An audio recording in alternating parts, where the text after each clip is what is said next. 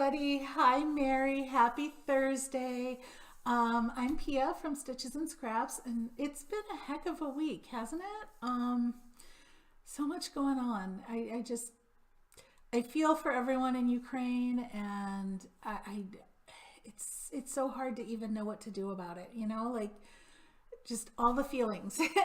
Anyway, though, that's been all over the news, and that's all anybody's talking about. So today we are going to talk about crochet and knitting and leave that aside. But I hope if any of you are in the Ukraine, or in Ukraine, sorry, it's not the Ukraine, or if any of you are in Ukraine or in the area in general, I have a couple of people who have family there. If you or anyone you know is in the area, I hope they're safe as they can be, and that they get through this all okay. And I just want to say I'm thinking about you. But going on to Lunchtime Live, this is episode 80. And for those of you who are new here, Lunchtime Live is basically like my video newsletter for Stitches and Scraps. Hi, Beth. Good to see you. So I'll be telling you about, what I've been working on, what's coming up for next week, and then I'll show you a little bit of, just upcoming things that I'm working on, basically. And we end each session with a video demo, and this year what I'm doing is I'm doing a stitch of the week. So I'm alternating between knit stitches and crochet stitches, and this week's stitch is the knit seated rib. We've been doing a bunch of different knitting rib stitches for our knitting weeks the last few weeks. This is the last one we're doing, and this is the seated rib. We have done previously the beaded rib and the broken rib, and this is the seated rib. So it's another variation on ribbing, but we'll get to that at the end of the show, at the end of the Lunchtime Live. So what I want to show you today, I have to tell you about Little Wubble. I showed you guys before I get into that, as I'm telling you about things, if you want to go see the pattern, or you want to get enter the giveaway, all the things I'm going to talk about, in the description on this video, there's a link. And at that link, I've got a list of everything I'm going to be talking about and links to it and all of that. So if I talk about anything and you want to go see it, check out the link in the description. But I showed you guys last week a little amigurumi monster called Little Wubble. And I gave it to my friend's new baby on Tuesday, and she loved it. Not the baby, the friend. The baby doesn't know, the baby's too new, but she loved it, and she did get that it matched the pajamas he was wearing in the first picture. So that was very exciting, and that pattern is up, so you can get that at the link in the description here. And I would show it to you, but I gave it to the baby. But so that pattern is up now, and successfully gifted. The other thing that I posted this week was the materials and giveaway for bag number 2 in our bag along cal. So for those of you who don't know, we're doing a crochet along every 2 months, a new bag.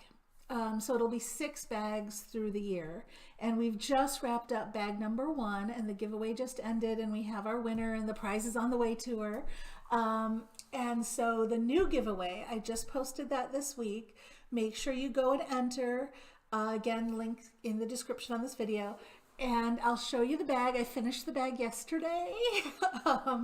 There's the handle, and there's the bag.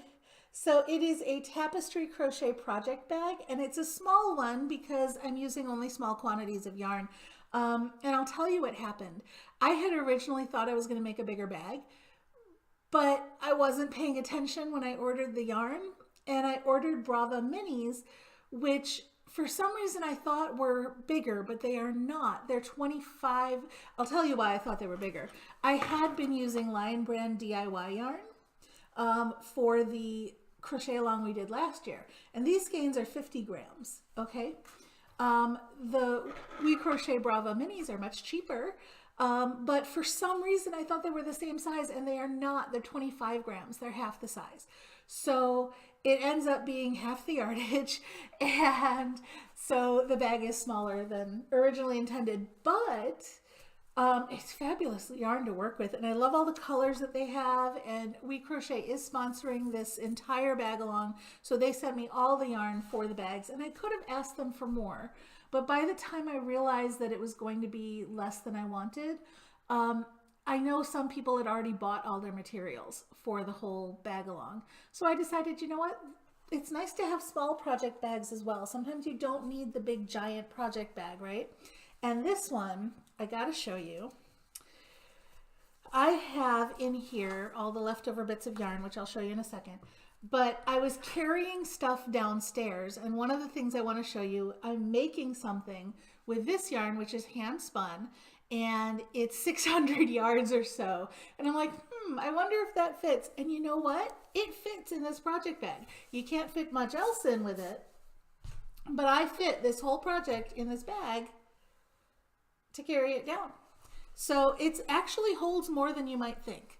And it's got a couple optional components. One of them is this little sliding cord lock. If you decide you don't want to use a cord lock, you can always just tie your drawstring in a bow, and that's totally fine as well.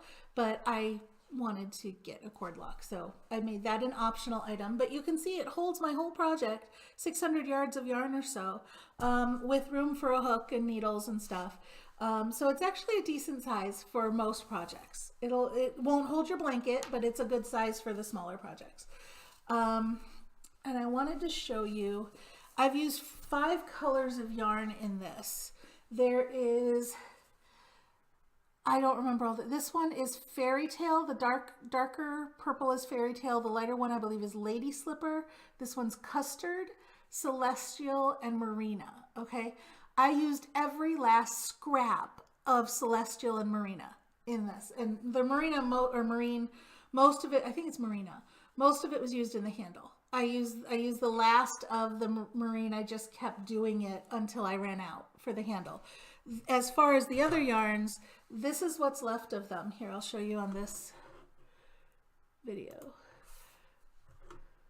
Oh, there we go. This is what's left of them. So you can see not a whole lot left. So I've used almost every last scrap of yarn I could in this bag.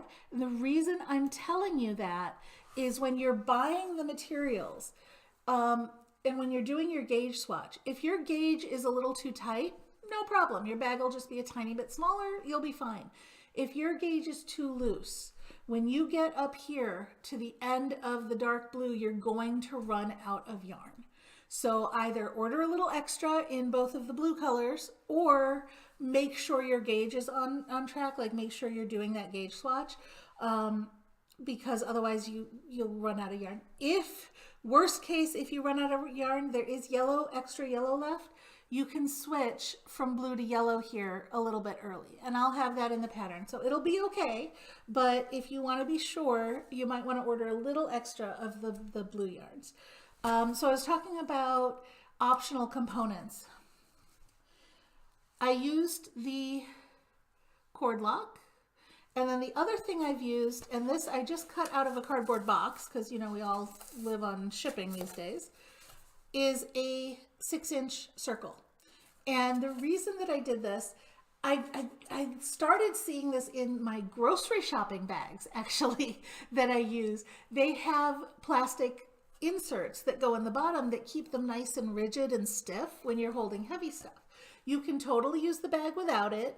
It might even fit a little bit more without it, but the bottom will bow out a little bit. You see that? Like, it won't be nice and flat. If you want a nice and flat bottom, the things you can use are cardboard circle. You can get a 6-inch circle of that plastic mesh. They come in circles.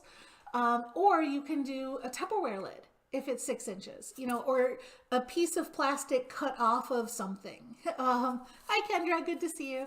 But anything that you can make a stiff 6-inch circle out of, and it's, again, totally optional, but you can just slide that into the bottom of the bag. There's the bottom of the bag, but you slide that into the bottom of the bag and it makes it much more rigid.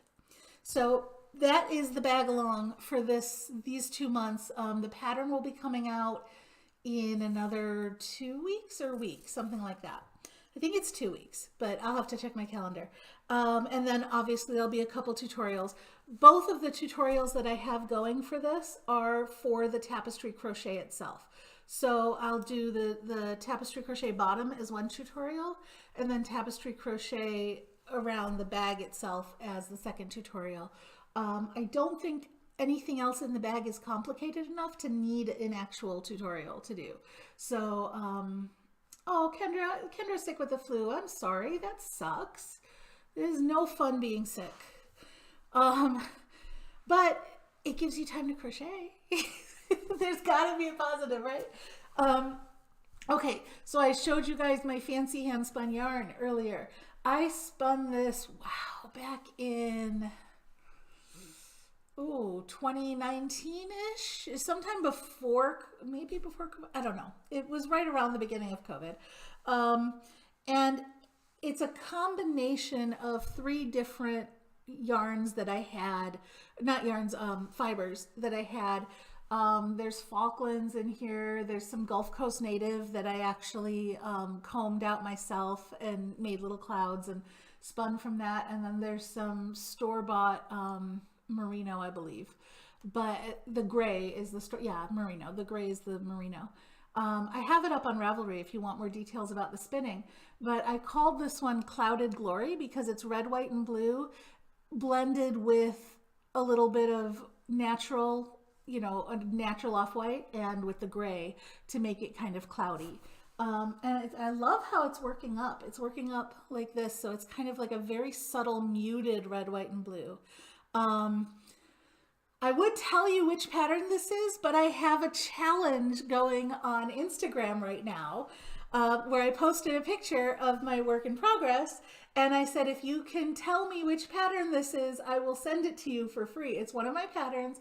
I'm redoing it because I wrote this pattern ages ago, and first of all, it works the way it's written, but it doesn't match my current style. It's not as clear as it could be. There's a couple little tweaks I want to make to it. So I want to rewrite it. And also my sample pictures, you know, were garbage from years and years ago. So I want to make up new samples and take new pictures. And I'm hoping to have that republished this coming week. So, you know, next week sometime. But we'll see how far I get because this is a longer pattern. So this is where I'm at so far. And again, if you can name this pattern, if you can look at my Ravelry and figure out which pattern this is, go to Instagram, put it in the comments, and I'll send you the pattern for free. So that's the fun stuff I'm working on for now. Kendra just started a granny blanket, so that's awesome. That'll keep you busy until you feel better, I'm sure. I think that's all I have as far as what's coming up or what I've been working on. So I'm going to jump right into the demo unless anyone has any questions or comments on any of that. Today we're looking at seeded rib. So we have looked before at beaded rib, which was a 3-1 rib that had a bead of seed stitch going through the middle of the three stitch section. We looked at broken rib, which was horizontally broken up by seed stitch. Now we're looking at seeded rib, and what seeded rib is, if you think of it vertically, okay? When you have regular ribbing, you have a column of all knit stitches on one side, right? And a column of all purl stitches next to it. Well, here is your column of all the knit stitches. Here is your column of all the purl stitches. And in between those columns, we have seed stitch or garter stitch, however you want to look at it, columns. So what that looks like, it's a very simple pattern that actually repeats. This is the right side row. So this would be row 1, okay? And you've got 3 knits and a purl, 3 knits and a purl, 3 knits, okay?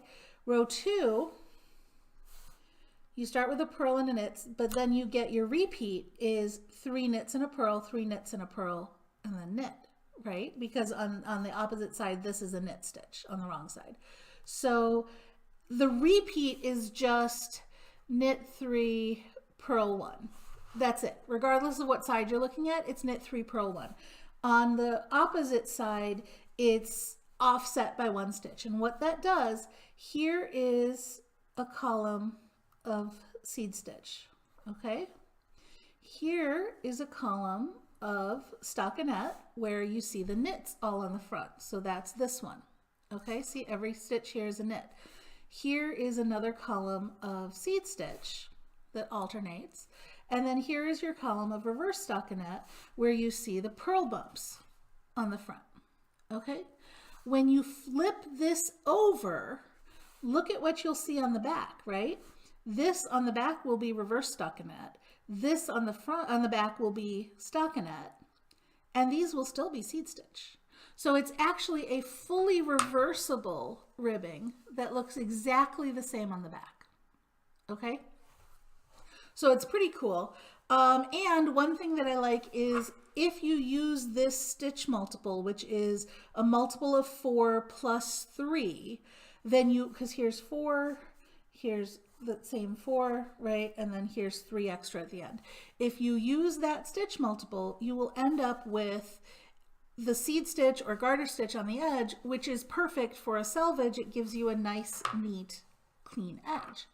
So I wouldn't actually, normally I show you how to change the multiples on these, but I wouldn't actually change the multiple on this one because I like the way the edge looks on this one. Okay, so the way we knit it, let's follow the pattern.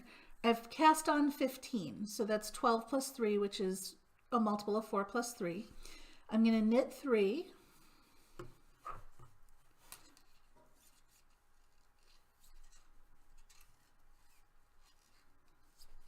Okay, then I'm going to purl 1.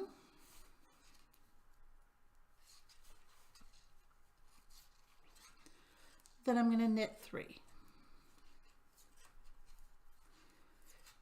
And then I'm going to purl 1. So it's knit 3, purl 1 all the way across, and then when you get to the last 3 stitches, you're just going to knit those 3. So it's still knit 3, purl 1, but you basically leave off the last purl is what. Oh, I think I've missed my count. Let's see. Knit 3, purl 1, knit 3, purl 1, knit 3. Yep, purl 1. So I cast on the wrong number of stitches. Oops, we'll just drop 1 there. Okay, so that's 1, 2, 3, 4, 5, 6, 7, 8, 9, 10, 11, 12. Yeah, I cast on 16 instead of 15. We will just ignore that one. So we knit 3. I'm going to knit these 2 together because that should have been 15. Okay. So it's knit 3, purl 1, knit 3, purl 1, and then the last 3 stitches you just knit, right? Kendra, you totally should start it. You have the time. Okay, now on row 2, remember we read these upside down on the wrong row, right? On the wrong side row. So this looks like a purl on the front, which means it is a knit on the wrong side row, right? This one looks like a knit on the front, so it's a purl on the wrong side row. So we're starting with knit purl, okay? And then we're going to get into knit 3, purl 1. So again, it's knit 3,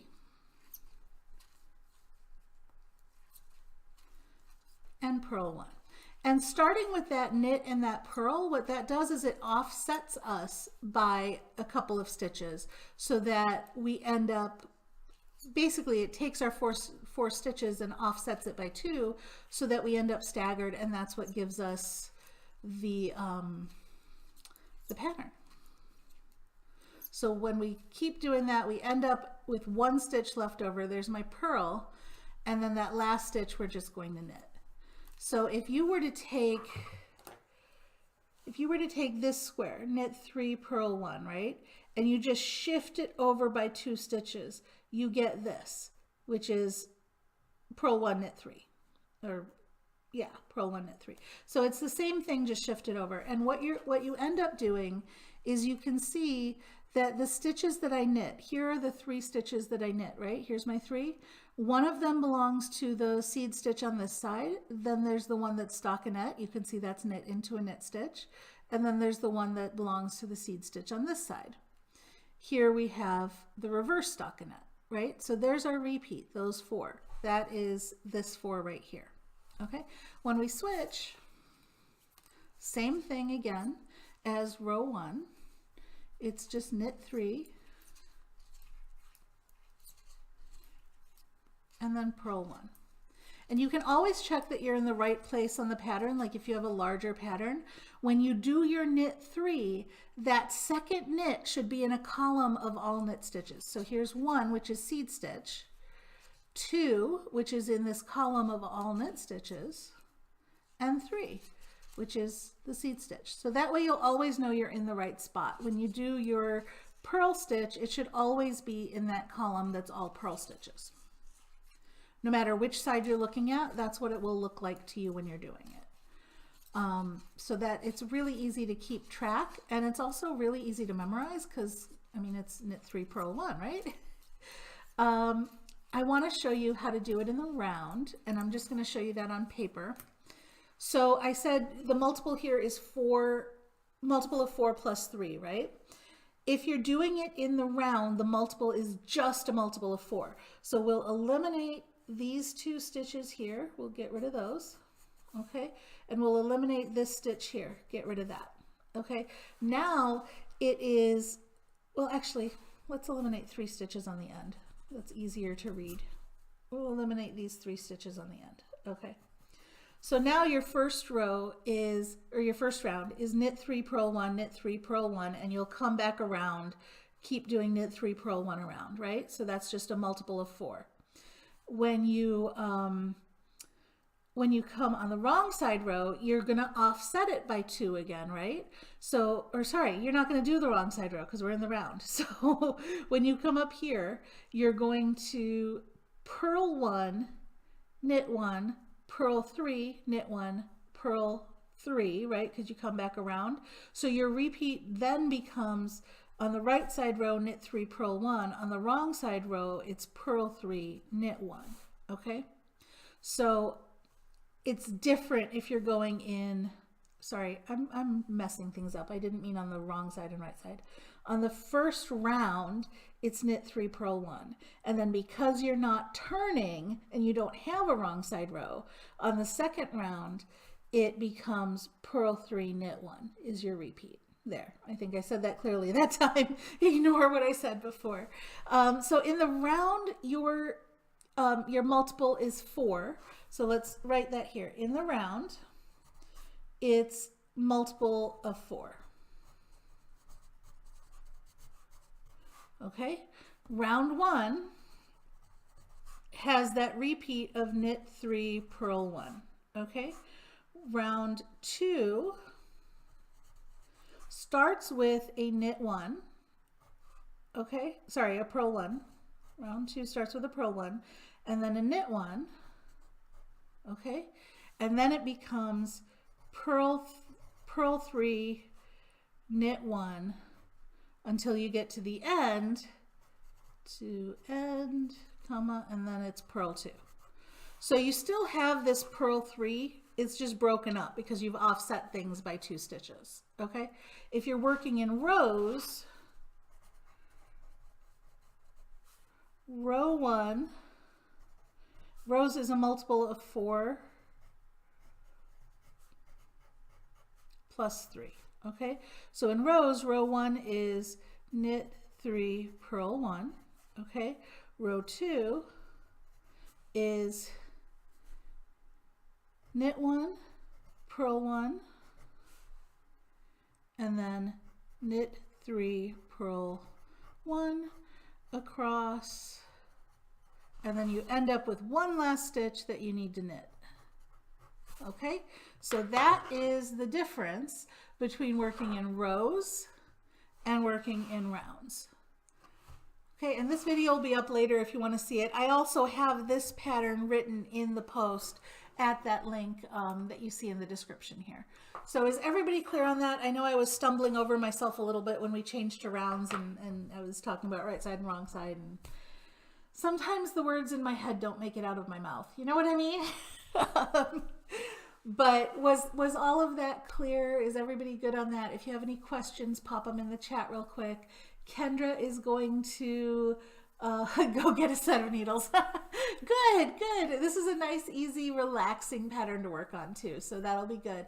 And Mary, these would be great for placemats. They really would. They are stretchy though, okay? Because this is ribbing. So it's 1-1 ribbing interrupted by seed stitch, basically is what it is.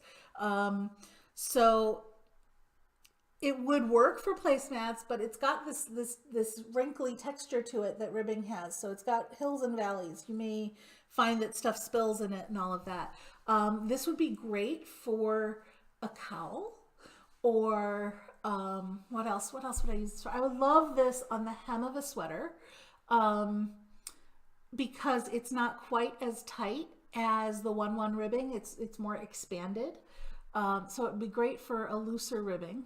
So say if you did 4+1 multiple, well, I wouldn't do that. That's the problem. Okay, and I'll show you why. Here's why I wouldn't do that. Let me switch back over. Okay, I'm going to start fresh here. Okay, so let's start with one repeat of the normal one, which would be knit 3, purl 1, knit 3. I'll do 2 repeats, purl 1, knit 3. Okay, and then here it would be knit 1, purl 1, knit 3, purl 1, knit 3, purl 1, knit 1. Okay, so that is 4 plus 3. Here is 4, here is 4, here is 3. Okay, now if you wanted 4 plus 1, you're taking away 2 stitches, right? Let's take away the 2 stitches on the ends.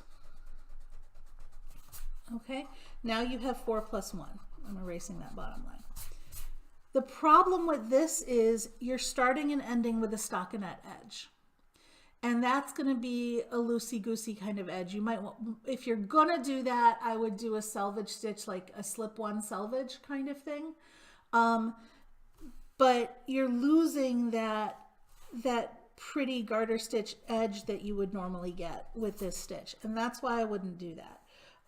If you're going to do this, I would make sure to do a slip stitch selvage. And that would be the only, like, you know, where you slip the first stitch of each row and then purl the last stitch, or vice versa. You know, there's all different ways of doing a slip stitch selvage, but you want to worry about the edges. Now, if you are doing this, on something that's going to get sewn to something else and you're not worried if the edges are a little floppy, then you can certainly do this.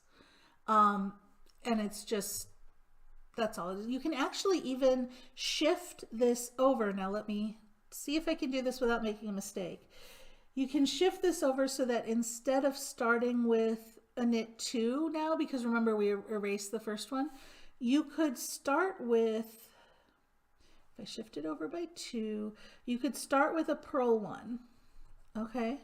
And then knit 3, and then purl 1, and then knit 3, and then purl 1. So you could start and end with the purl stitches, and then the other side would look like knit 1. No, what would the other side look like?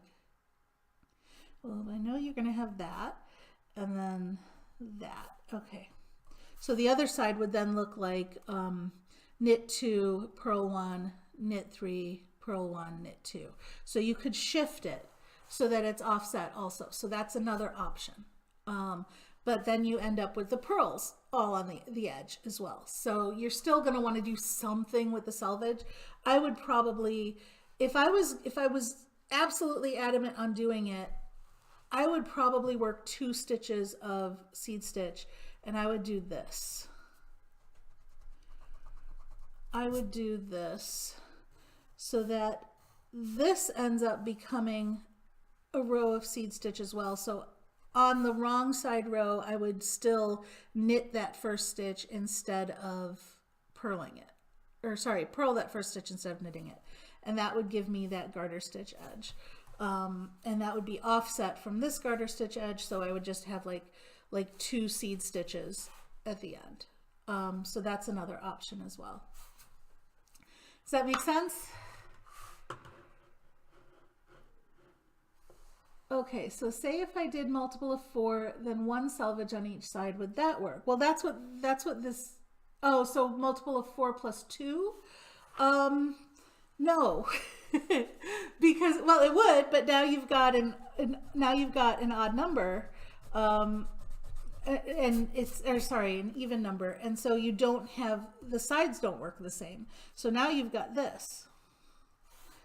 Now you've got stockinette on one side and seed stitch on the other side, and they don't match. It's not centered, which you can do, but I wouldn't, because adding one stitch isn't going to hurt anything. And so I would just then add the other stitch. So no, I'm glad you're asking questions, Kendra. That's what this is for. And it's good because I just simply said I wouldn't change the stitch count, but now you're seeing why, because no matter how you change the stitch count, you're going to end up with either stockinette or reverse stockinette on one end or both ends. And the only way to end up with the nice pretty seed stitch on the end without just adding seed stitch to the end is if you do the 4+3. So if you were to do anything else, all I would say is make sure you make your edge stitches a selvage stitch. I don't know why I'm erasing this. There's literally no need for me to erase this, but anyway, I would just make sure that one edge is a selvage stitch. So like if you wanted to take this and add another stitch to each end, I would just do a selvage stitch on each end. Do a slip stitch selvage, or do a another garter stitch selvage, something like that. So only 4+3 would be the one that wouldn't confuse me then. Yes. Probably, yeah. It's the only one that you don't have to take extra effort. Let's put it that way. It's the only one you don't have to make an extra effort to get neat edges on. But again, if you're sewing, if this is part of a sweater and the side seams are going to get sewn together, you're never going to see that messy edge. You don't need a fancy selvage, and you can do whatever you want. You can do any stitch multiple you want, end and begin whenever you want, and it won't make any difference because it's getting sewn together and nobody will see. So you can definitely do that if the edges don't matter. But if the edges matter, you're going to have to take some care with them unless you use 4+3. Okay, everybody good? Any other questions? Otherwise, I will sign off and say have a good weekend. And again, I hope everybody is safe and their families are safe. And I wish everybody the best who is dealing with the fallout from Eastern Europe right now. And on that note, have a wonderful weekend, and I will see you guys again next week on Lunchtime Live. Bye.